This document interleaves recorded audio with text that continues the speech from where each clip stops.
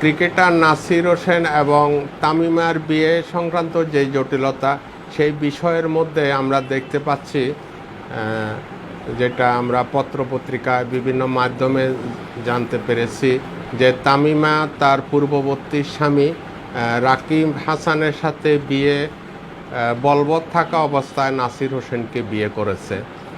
সেই কারণে রাকিব হাসান ইতিমধ্যে মামলাও দায়ের করেছে। সেটার একটা আইনগত বিষয় হলো রাকিব হাসানকে সে তালাক দিয়েছে কিনা এবং তালাকটা বৈধভাবে হয়েছে কিনা। তা আমরা যেটা ইতিমধ্যে জানতে পেরেছি, 23/12/2016 সনে তামিমা রাকিব হাসানকে তালাক দিয়েছে, যেটা পরবর্তী 90 দিনের মধ্যে কার্যকরী হওয়ার কথা। এখানে আইনগত বিষয় হলো তালাকের নোটিশ স্বামী বা স্ত্রী যাই হোক অপর পক্ষকে পাঠাতে হবে এবং একটা সিটি কর্পোরেশনের যে সালিসি বোর্ড আছে সেখানে পাঠাতে হয়, এবং সালিসি বোর্ড উভয় পক্ষকে নোটিশ করে, যে নোটিশ করার পরে যে ওনারা সংসার করবে কি না, এবং যদি কোনো পক্ষ না আসে, যোগাযোগ না করে, তাহলে 90 দিনের মধ্যে ওটা কার্যকরী হয়। এখন এই ক্ষেত্রে সিটি কর্পোরেশন নোটিশগুলো পাঠাইছে কিনা এবং নির্দিষ্ট টাইমে ওই তারিখে বা পরবর্তী যে কোনো সময়ে এটা স্বামীর কাছে পোস্ট করেছে কিনা বা সিটি কর্পোরেশনের কাছে পোস্ট করেছে কিনা, সেই বিষয়ে আইনগত একটা বিষয় দাঁড়াবে। কারণ ইতিমধ্যে তামিমা বলছে সে তালাক দিয়েছে, সেটা কোর্টে যেহেতু মামলা গিয়েছে, সেক্ষেত্রে ওইটা প্রমাণ সাপেক্ষ এবং অপরপক্ষ এটা দেখবেন। আমরা মুসলিম পারিবারিক আইনের 6-5 ধারা মতে যদি স্ত্রী বিয়ে করতে হয় বা তাকে স্বামীকে তালাক দিয়ে করতে হবে, এবং স্বামী যদি বিয়ে করতে হয় তাহলে স্ত্রীর অনুমতি, প্রথম স্ত্রীর অনুমতি নিয়ে বিয়ে করতে হবে। এখানে যেটা আইনগত বিষয়, যে মামলাটা দায়ের করা হয়েছে বাংলাদেশ দণ্ডবিধির 494 এবং 497 ধারা। 494 ধারায় যদি মামলা প্রমাণিত হয়, অর্থাৎ বিয়ে বলবৎ থাকা অবস্থায় স্ত্রী তার স্বামীকে বিয়ে অন্যজনকে বিয়ে করেছে, তামিমা রাকিব হাসানকে বিয়ে বলবৎ থাকা অবস্থায় নাসির হোসেনকে বিয়ে করেছে, সেটা যদি প্রমাণ হয় 7 বছর সশ্রম কারাদণ্ড এবং অর্থদণ্ড অথবা উভয় দণ্ড হতে পারে।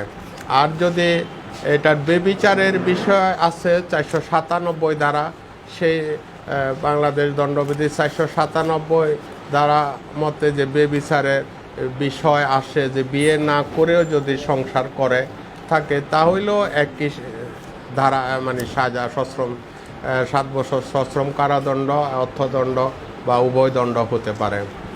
আর এই বিষয়ে 495 ধারা বাংলাদেশ দণ্ডবিধি যেটা বর্ণিত আছে, সেই ক্ষেত্রে আছে যদি কোনো অনুমতি না নিয়ে বিয়েটা করে, তাহলে 494 ধারা মতে জেনে শুনে তথ্য গোপন করে যদি বিয়ে করে, তাহলে সেখানে 10 বছর পর্যন্ত সশ্রম কারাদণ্ডের বিধান আছে।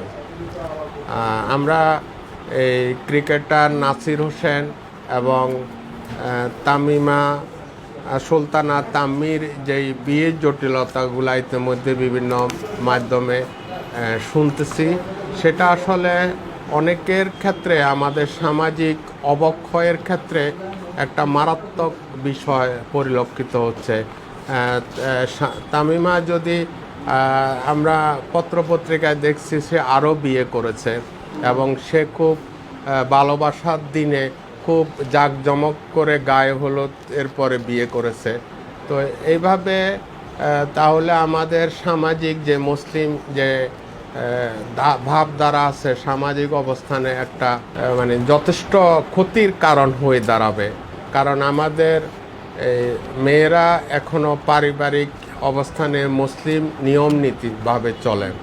আরেকটা বিষয় এখানে প্রশ্ন জেগেছে যে শুক্রবার যিনি তালাক দিয়েছেন সেটা কি সঠিক আছে কিনা।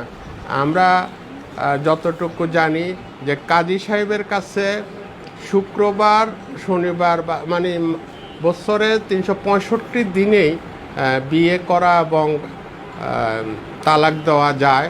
সেখানে যেহেতু ওনারা একটা লাইসেন্স প্রাপ্ত কাজীরা, সেক্ষেত্রে ওনার শুক্রবার বা বন্ধের দিন কোনো ওনার জন্য তালাক দেওয়াটা মানে সঠিকই বলা যাবে, মানে আইনগতভাবে ওটাতে কোনো প্রশ্ন আসবে না। তবে নোটারি করার ক্ষেত্রে আইনগত বিষয় আছে। নোটারি করার ক্ষেত্রে অবশ্যই স্ট্যাম্পটা খোলার দিনে কিনতে হয়। আর নোটারি পাবলিকার বা ম্যাজিস্ট্রেটের কাছে হলফ করা যেটা বিয়ের জন্য, সেই ক্ষেত্রে অবশ্যই খোলার দিবসে করতে হবে। আর সেক্ষেত্রে ওইখানে লিখাই থাকে যেটা কাজী অফিসে গিয়ে রেজিস্ট্রি করতে হবে, এবং বিয়ে বা তালাক উভয় ক্ষেত্রে কাজী অফিসে রেজিস্ট্রি করা মানে বাধ্যতামূলক।